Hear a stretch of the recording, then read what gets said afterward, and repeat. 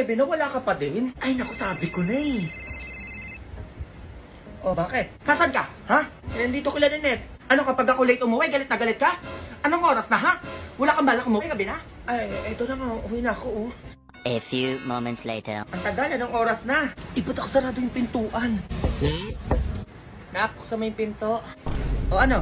Anong oras na? Ay, mag-9 na, nak. Talaga nagpapagabi ka eh, no? Galang-gala ka eh. Sumuata dyan ka na tumira sa labas. Pwede ka naman, nakipag-chismisan lang naman dyan kay Lynette. Anong oras na para makapag-chismisan, ma?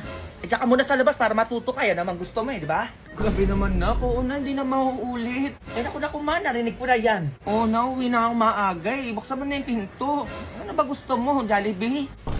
Sige na, bibilan na kita ng Jollibee. Buksan mo lang yung pintuan. Ay, ito naman si mama, hindi mabiro. Jollibee, nak? Oo, ma, chicken spag. Asa na ba yung hangin ko? Hintayin mo ko dyan. Di ma, joke lang. Halika dito. Eto ka, nanggigigil ako sa'yo. Ma!